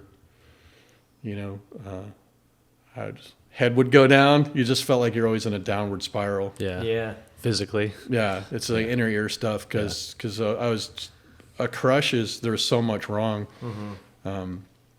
And my pelvis had broke to, not only where it broke this way, but it broke that way. And at that time, you're not ambulatory, so you don't really know and you can't feel anything. So kind of as things go along, and my hardest part of my recovery was what I'd call like medical purgatory. At the time, it's probably like most Marines, I drank, but this time, I wasn't doing anything. I was in the hospital. And you're drinking on medications as well. Well, not even that, like, because you're in the hospitals, but they're giving you Oxycontin and God only knows what opiates, and they're lecturing you the whole time. I don't want them. Yeah. Well, you need them. It's part of your recovery. There's too much pain. But you need to be careful. You're going to get addicted. There's got to be something else. Convoluted. For sure. And then, meanwhile, I kind of grew up in the South, so I always had an accent. My wife made fun of me. She's from California. She's like, knocked the Southern out of you, because I I had to go to speech therapy. I had memory therapy. Like I still have like no memory before like really high school. Like when I was younger, I had nothing. Yeah, it's oddly enough, I'm kind of the same. It's like anything pre-military is like I don't really remember. Yeah, much. people like will reach out on social media like, oh, remember me from high school? Like we hung out. Like no idea. Yeah, Sorry. Yeah, and it's even like gray through boot camp in my first couple enlistments. Like I can know like if I was really close, but if it's someone else, like I have no idea who they are. Like if you're one of those people, sorry. So when did you start being able to move your toes, move your legs? Like kind of as I went intensive outpatient, I got to the point where I could walk again. Basically with a walker, really bad leg braces, and I had this huge. And I think most of the pictures I have, because I refused to let my wife take pictures in the hospital. I looked so bad, and I remember I had this huge back brace, and one of the things my wife was trying to do was really like integrate me, like getting to go out, because even when I was home, I just refused to leave the house, just because of how I looked. And I just remember going to the DMV, and this guy looked at me and he's like, "What in the hell happened to you?" I was like, I got hit by a helicopter. And he just started laughing. And he's like, right, no, what? I was like, no, I got hit by a helicopter. No, like for real. I just like looked at my wife like, I want to go home. that is a real feeling. I remember like when I was able to go out on a wheelchair and with crutches, and you have the jeans and a missing foot, missing leg. And I just was so self-conscious about it. Like, I don't know what it was. And I just felt embarrassed almost, Yeah, it was like I looked like a mutant, and nothing works. And I talked like an Irishman that had been in a bar all night. I just slurred. Yeah. So I was really, really hyper aware of that, and we're kind of the thing that I did to get socialized. Like I grew up in kind of private schools, Dad was an officer. So I kind of like Episcopalian private schools. So I just remember going to my wife's like, you got to leave the house. Like, I was just circling the drain very slowly. And she's like, you got to get out and do something. You just sitting in here beating yourself up is not going to go well. Yeah. And really battling the mental health side of it, which we can get into later on if you want to. But, she's like, you got to go do something. And I like volunteered to go teach Sunday school because I knew enough to be proficient. Sure. But little kids, you show up with a back brace and a wheelchair, and you read to them like there's no like, why do you look like that? And it was like they didn't care if you talked funny, they didn't care, and it was like it was almost as comical as like an ortho spine unit. You get around a bunch of amputees, and I'm not one, but those guys on each other and the shenanigans that go on and around amputees is. My God, it is. It's a brutal world. But it's love. It's we talked about that gallows humor. It's like you have to just embrace the horror of it all to recover through it. Yeah. And that's something that we try to bring to this show as well. It's like there is a camaraderie in injury as well. Like there's that brotherhood and sisterhood that you feel. I remember being in the hospital and this guy looks at me. I'm dealing like with my prosthetic for the first time, blah, blah, blah. And he's above the knee, both legs. And he looks at me and he goes, must be nice to have a flesh wound. And I just remember like that hit me so hard where I was just like, F you, bro. But you're just like, you're right. Like that's the situation you're in. And I'm sure you got this question too a lot was, it could be worse. Did you ever get that? And that was the knife to my side. Yeah. It could be worse.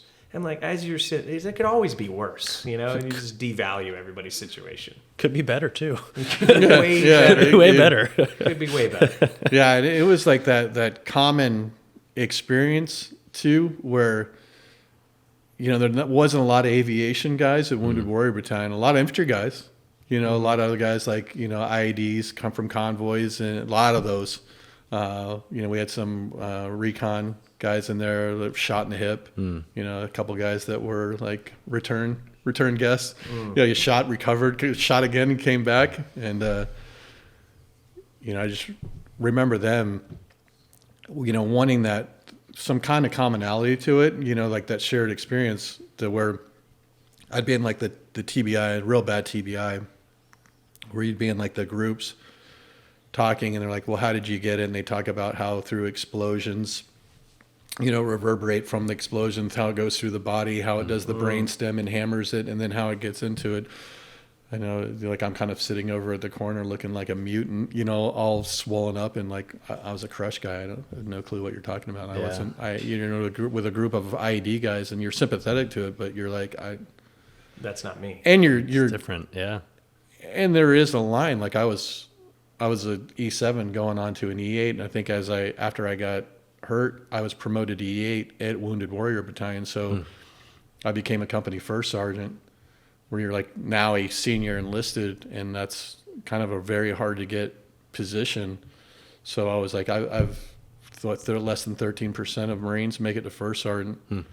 And here I was, something I'd worked my whole career to get, that and flying. And it was like, I'm never going to fly again. And I'm never going to go do this first sergeant job. And that's where, like, at Wounded Warrior, there was a couple other guys that were first sergeants there too, like who had got there for various injuries, or kind of were given breaks from the units, who were going through some severe PTSD stuff, and kind of took me under their wing. And, you know, they're like, hey, we need someone to do this position here. We don't have a senior enlisted guy. You know, do you want to do it? Instead of feeling sorry for myself, it was like, let me kind of wrap around, because I had those life experiences that, you know, no offense to the staff at Wounded Warrior, but a lot of them were like reserve, like, for example, reserve artillery guys. Sure. So there was a lot of resentment from the guys that were combat wounded. Didn't like the reserves anyway, let alone like those guys telling them what to do. So it was sort of like I had that shared experience to, like, okay, you have the patch, you know, so now you can talk to me and tell me to quit being stupid. And, you know, before then it was a lot of laying in rooms, feeling sorry yourself, you know, and being medicated. And a lot of them I knew was like a one-stop shop out of the Marine Corps, right? Like they were just, it was life. They were going to get processed out. Yeah. But it was like, hey, you know, you're not out yet, so let's get a uniform back on. Let's get out of sweats. Let's get you back in the fight. Get a haircut. Like get some pride back into it. Like you may not be one 6 months from now, but you're one now. Let's start looking at how we look and trying to hold that, and, you know, not try and make you a good Marine, but try and like make you a recovered Marine, and try and bring you back in that fold a little bit. Because it is, you know, I was looking down at that barrel too, and it's scary. Like, now I had to go get a real job. What am I going to do? Can I do anything? And I got a family, you know, my family, everyone, I was the sole provider. So what does that look like? So I had taken over as a company first sergeant, and really got around and just kind of leadership by walking around, and gone around, especially with the Marines and sailors that were having severe problems, you know, engaging with them, and got some people on the right track. And I remember our company commander was like, hey, I think you have a knack for this leadership thing. Are you sure you're done? And I just remember looking at him like, kind of, you know, you idiot, you know? Dumb question. Yeah, I'd love to stay around. Like I'm already, like, I got my rating back, like it was 100% getting shown the door, and I was like, I don't want to. And, you know, he was just like, fight it. And you did. I did. You did. I did. I remember talking to Sergeant Major and talking to the commanding officer and going, hey, if I pass a PFT and CFT, can I get orders and go back to full duty? Because I think I was on my third strike for going back to full duty. You only get 3, right? And I was my third one was about to expire. And I remember like, okay, we'll schedule a PFT, but like your back's broken. You still had like 23 staples in your stomach, and neck was still jacked up, and you're like, you can do pull-ups and all that other stuff. Like, yep. And I was like, I want everyone in the command element out there when I do it. Like, I don't want I'm not gonna be out there with like an E4 where I make them do, you know, sign this off, like pencil it. I wanted.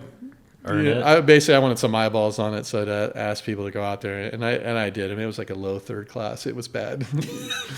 And I just remember like going like, oh, I need to, you know, go to the bathroom after, and it was like throwing up blood, you know, and like, you know, went back, told my wife, and I was like, I want to do it, and I was like, there's one thing that I want to do beforehand to really prove that I can go back to full duty.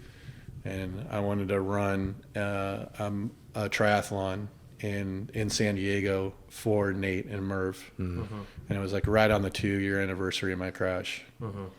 And I remember going out, and this isn't like a Wounded Warrior one. This is like legit triathlon. Yeah.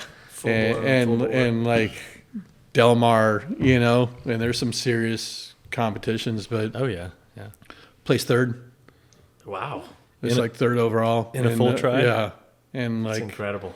Wow. Getting in there and like really strong in the bike, really strong in the swim. Yeah. Because, you know, thanks to like, you know, Recovery at Wounded Warrior, they had a pool. And it started out from, you know, the sinking treadmill that goes in the water that you walk on, because that's how I'd learn how to walk again. And then some of the recon guys that were there teaching me some.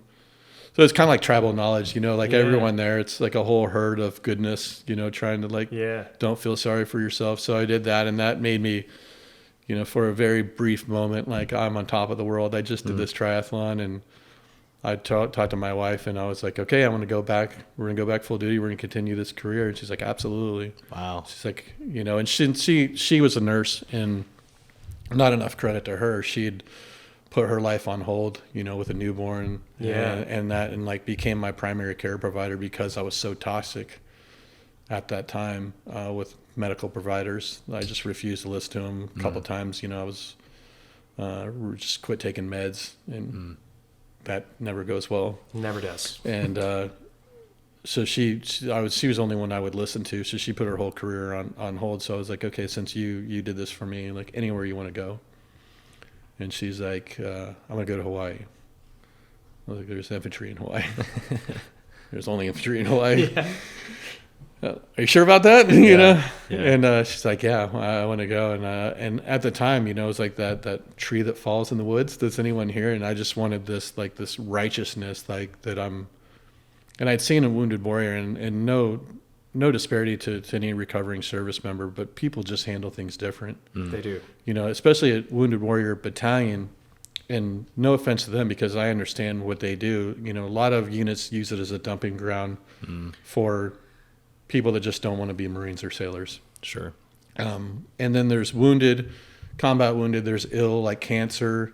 Yeah. And then there's like motorcycle crashes and people that will never wounded, be full. Ill, and injured. Yeah. So you have all those people, and at this time it's a lot of OIF, OEF, a lot of combat wounded, and a whole lot of great Americans with their heart in the right places. You know, here's NASCAR events, here's hunting events, here's a great dinner event, outdoors event. You know, you name it. These nonprofits and other people that have these really, you know, great-minded, big hearts, big pockets, wanting to do things for veterans, which is awesome. You know, but they offer that to Wounded Warrior Battalion. Now there's internal strife inside with someone, you know, maybe an E3 who's dealing with some stuff, hasn't been to combat. Now there's someone who's combat wounded, and they're looking at them. Why are they here? And you know, that internal strife. So there was a little bit of unease around all that, and you're trying to navigate that. If you know, this captain has cancer, he's never deployed. And he's there. Is that his fault? Does he still deserve a good deal, you know, compared to someone else who maybe just doesn't want to be a Marine and they hear voices or something? So that was a tough one, trying to explain to those guys, you know, hey, focus on you. Don't focus on that. That's my job, to focus on that. And then trying to find the secret sauce to where, you know, we had some amputees who were below the hip amputees who were haircut every day, blouse, no lower half, you know, in wheelchairs, some of the most positive kids you'd ever meet. Every reason, you know, wife took off on them, whatever reason to be sad. And then you'd have someone who was supply who never got mortared but had PTSD because they could have got mortared. And I'm using that as an example. I'm not singling anyone out. But their life's a mess. You know, they're you know, I wouldn't say abusing their wife, but they're definitely mentally abusive. They're just not a good human. They're abusing their prescriptions. They're mixing it with alcohol. They're not attending their appointments. And then there's no physical trauma to them. Someone else who's got shot or something else, and every reason, you know, lost both legs, triple amputees. And they're like, and we've tried to find what was that secret sauce, like, and like trying to isolate it, because people are like, hey, you have a really good attitude towards what happened. It was like, and like most people in that case, like, I've done everything wrong, man. I've pissed off my family. I've gone crazy. I've kicked my shadow around. I lost my career, because one of the highlights for us is in aviation is your final flight, your Finney flight. Yeah. The crash fire trucks come out, spray everyone down, and that's it. My last one was that night in Afghanistan. Yeah. Mm-hmm. And I remember having when I was at Wounded Warrior Battalion, getting asked to go by the squadron, and not too many people came by the hospital, and I don't blame them, but I just don't think you want to be reminded of what can happen. Yeah, absolutely. And so there's a lot of time, and you see a lot of faces, and there's that awkwardness of like, hey, I would have come by and seen you, but ... Yeah. Yeah. And then seeing the aircraft and just being around, and I wouldn't say triggered, but it definitely, like, I didn't want to be there. Mm-hmm. I can understand why. I mean, shakes up a lot of stuff you're trying to work through at that time. Yeah, you just sort of close the door on that. Yeah. I think with all of us, like, through trauma, everyone handles it differently. But for me, between all the losses and crew members, and between mishaps that I'd lost, over 20-something friends. Yeah. Each time there's more trauma, as you kind of open up that manhole to shove more ghosts down it, the little stuff starts bubbling up. Mm-hmm. Yeah.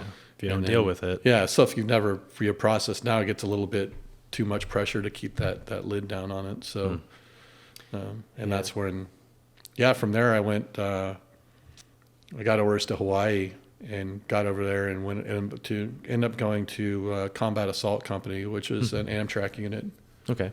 Kind of like Strikers, but tracked. Yeah. Tank boats. Tank boats. Tank boats. Yeah, so it's a non-deploying unit. I got over there, and I checked into regiment. And kind of my mentor, Sergeant Major Vincent Santiago, is a phenomenal human being, and Colonel Winan was a 3rd Regiment CO. I immediately got there and kind of threw up the flag, which is the dumbest thing in the world to do. Like, hey, I'm coming out of Wounded Warrior. He's like, I don't give two shits for sergeant. You're wearing the rank. You're going to do the job. Yeah. I don't want any excuses out of you. And that was for the first time, someone like made me take ownership. Yeah. And it wasn't like that you're hurt and let's tiptoe around and you poor thing and let's give you stuff. Back to being a Marine. Yeah. And that's single-handedly to this day. Thank you, Vince. That's what saved me. Like, it was like I don't give two shits that you're hurt and you're broken and your back hurts and you're an infantry unit. Like, you wanted to be here, you fought to be here, you're going to do every bit of it. Yeah. That's incredible. And you said Good you could. leadership. Yeah, and that was tough. You start having, infantry guys like to PT in the morning. I don't know if they like to, but they do. But they do it, 5 o'clock. And I was one of those ones that, hey, leadership, you're there with them. Mm. So you're trying to compete with 18, 19-year-old young infantry kids, and they're like in stupid shape, and you're trying to toe that line because you want it to be righteous, right? Like, sure. Between Nate and Merv, and more so every bit of, like, Bernie, his pilots, the Pedro guys, the 210th guys, the Australian medics, the Australian doctors, every nurse and doctor through that I never knew, that was like a medical blur. Yeah. Wanting to say thank you and wanting it to mean something. And I know, Christian, I'll tell you this, that you've done medevacs where you've pulled kids out, and I've done it too. It's not a TTP for us, but sometimes we've done it. We've done SAR duty, and sometimes you just drop kids off at the hospital, and they're just, hey, we got them there. Yep, and that's it. They were alive when they left, and that's all you see. Yeah, and it's sort of like, and I told this at the 210th guys, and they got a lot of laughter, especially with the crew. I was like, it's like a weird one-night stand. Yeah. It's like they don't ever call. Was I bad? It's like they never hear from them. Like, why don't I never heard from you? Never heard from him again. It must not have been good. That's fun. It's an accurate assessment. But there's comparison. This is what I wanted to get out of this. So I appreciate this. Like, the one thing I wanted to give you guys, like, there's guys like me that think about it every day. Mm-hmm. Yeah. To think about Bernie every day, to think about everyone. And it causes a lot of damage for a while because you have to get up earlier than everyone. You have to work later. You have to outwork them. Yeah. You have to outcompete. I don't know if it's survivor's guilt. I think that's a phase of it that I think I'm out of. Sure. But there's got to be a reason. You got to, cure wiener cancer or invent the longer burning light bulb or justify your presence, be a more present husband, a more present father, a better worker, a more compassionate team member at work. And you go through this thing all day. So if anyone in the rescue or medical team ever thinks that those people just don't think about it, there's guys like me that literally get up every day. In the first 10 minutes, I lay on the floor, apparently make a lot of noise, stretching, and it's because one, I can't walk without doing it, and two, it's like, I don't know if it's to say a prayer, but just to go through and thank everyone that had risked their neck or their time or their grief to do something. And that, even goes back to my wife from, Lanning and Walter Reid going, hey, they want to take your leg unless you get up and start walking, because the bone infection is in your thigh, and if it gets up into your hip, there's no stopping it, and then they're going to take your leg for sure. Yeah. You need to get up and walk. It's like, well, my back is broke, genius. I can't, and you're just rude. You're just a mean person. She's get up, you're going to take a hospital square of the floor. You're going to do one a day. Yeah. And then next day it's 2. Then it's 3. And then you're just that crippled mess in your walker. Making your way though. And now look at you, back on your own 2 feet. Yeah. I mean, you went back to serve, which is incredible, and that had to launch you light years through your recovery as well. It's just getting back, and I did the same thing. I think that was the single biggest point for me, is like being surrounded by those like-minded individuals again. That Marine mentality, or Ranger mentality in my case, was just like, no, you're going to keep driving, and you have that reinforcement. It's the support system around you. Mm-hmm. That really helps launch you forward. And without it, you're just lost. And it's really easy to get addicted to the meds and drink the booze and lock yourself away in a house for 10 years, But you didn't. So that is just a tribute to your overcoming of the adversity that you faced. So incredible stuff. Yeah, it was helpful for me. It's going to Combat Assault Company and going to tracks. It was first time as a first sergeant, but getting enough rapport on the infantry side to get requested up to one of the infantry battalions, that, hey, heard about you, now an opening came up, and I got requested, by one of the infantry battalion commanders to come up to 1st Battalion, 3rd Marines. Yeah. And take over a company. And they're like, why do you want me? He's like, one, I worked with you at regiment. You're, a solid Marine, which was cool when you get a grunt guy, talk, especially an officer that you respect.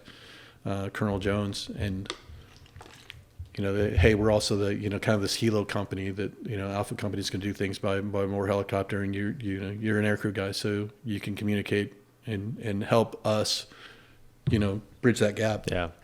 So it was like a little bit of common knowledge, and for me it was important doing at this point I'm coming on 25 years. Mm-hmm. At 20 years, if you've done aviation, you're good at aviation, you're a good instructor, weapons and tactics instructor. Should be a no-brainer. You've done it for 20 years. But if you can navigate going to a completely different side, going to the ground side, as a senior enlisted, and do that and have that rapport and respect, now maybe you're a good Marine. And to me, at the end of the day, that was a lot more, because I definitely had a lot more compassion on the leadership side. Sure. To go through and kind of like understanding isms within Marines and, hey, what is this? Junior leaders, like leadership development. Hey, this E3 is broken up with his girlfriend, and he wants to end the world. Yeah. I could be through that. I mean, I've been through divorce as single parent, and I've been wounded, but you have to understand that trauma and how to reach those kids and actually pulling them back in the fold. That's what huge for me. So I mean, a lot of people jumped in. Yeah. And made that happen. So hopefully I paid it back enough. I'm sure you have, and it sounds like you have, and it also sounds like you got to close out your career on your terms too.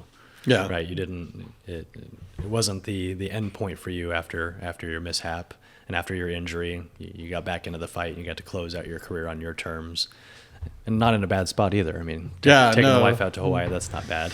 Yeah, I mean, going out to there, and then when it's when kind of some of my mentors who were oddly enough always on the master gunnery sergeant side, and I was kind of on the sergeant major first sergeant side, even though I was a first sergeant. When it's your time, it's your time. And during my last deployment, just being out in the field with the Marines, because whenever they were in the field, I was there. and then just developed some significant back problems, and that to the point where it was, am I doing this for the wrong reasons? Yeah. And, coming in zone for E9 and looking at it, I was like, well, I could stay in the battalion for another 5 years and deploy and put my family through that and still work at the 05 level or be a present dad. My wife had put everything on hold, and how bad would that be if I deployed again and something happened again? At what point was I being selfish for that? So I just looked at it, and I remember calling her one night. And I was like, hey, I think I'm done. And she's like, thank God. Yeah. She's like, I could have never told you. You would have fought me the whole way. She's like, you just had to be ready when you were. And like you said, that was a great point, for you. It was like, I'm so stubborn that it was when I was ready to go, okay. Yeah. Then I was at peace with it. There's no, like when I came in, no one was going to tell me what to do. Yeah. Well, it sounds like you wrapped up wisely, and I'm really glad you were able to work through that stuff and get back onto the active duty. I like Dave said, I'm sure that helped significantly with your recovery and fed into that resiliency as well. But I'm glad you were able to get that opportunity to close out your career on your terms. And I'll tell you what, man, you've got an incredible story. It was a hell of a fight, man. Hell of a fight. You've survived something that, I don't think anyone else in the world would have survived something like that. It can always be worse. pure stroke of luck. And it's got to be here for a reason too. Yeah. And we just thank you so much for being so open with us and sharing your story. These kind of stories mean so much to our audience and those who are thinking about joining the military, those who are in the military. Mm-hmm. It's just a tribute to overcoming adversity and seeing you come out on top and walking on your own 2 feet. And doing what you're doing now is incredible. So thank you so much for just being so open with us. Yeah, absolutely. If I could leave you guys with this, kind of what you were talking about, I've always wanted to be a good ambassador. Mm-hmm. Like you said, kind of like it goes right back into recruiting. I'd rather using resiliency, if that makes sense, even though I feel comical saying it because the road I've been on, because I've butchered it. I always want to be a good ambassador for the Marine Corps or any branch of service, to where if they see me, someone met me for the first time, I like them to think that's a well-rounded guy. Mm-hmm. He looks people in the eye, firm handshake, and there's a command presence to him, right? Like there's just a little bit of like, I'm in charge and I'm confident. Compared to other times when I've seen, combat wounded folks where there's almost this flagpole if something's broken. Their service dog, their sunglasses, where they rose up this banner that I'm hurt and I got a raw deal and I'm angry with the world. Yeah. To where because I am a parent, I would never want to look at someone and go, look what the military did to that guy. Like my kid's never going to the military. I'd rather like not say anything, someone meet me, and then kind of like you gentlemen, like, hey, there's a story behind it it's a cornerstone, but not a flagpole, if that makes sense. Like I always say resume item. It's a resume item. It doesn't define you. Yeah, one day it's not going to define me like it won't define you or anything. It's the choices you make after that moment is what makes you who you are. You let it make you or break you. Yeah, and it's a constant state of learning and reshuffling and reprioritizing. So I hope I conveyed the story enough to where it made sense from my point of view. It did, definitely. Yeah. And jaw-dropping stuff. And like I said, thanks for being ambassador to the Marine Corps. Thanks for your service, and thank you for getting out there and continuing what you're doing and spreading the message. Absolutely. Thank you, guys. Absolutely. Really look forward to this. Yeah, same here. This has been the Medevac Podcast with Ryan Leighton, ladies and gentlemen. Be sure to interact with the video somehow, hit the like button, share this story, and stay tuned over the next 2 episodes. Don't forget to tune in next week. Yeah, what he said. For part 2 of the Reconnection episode. Yeah, part 2, and then more. We'll see you next time. Bye. See you next time.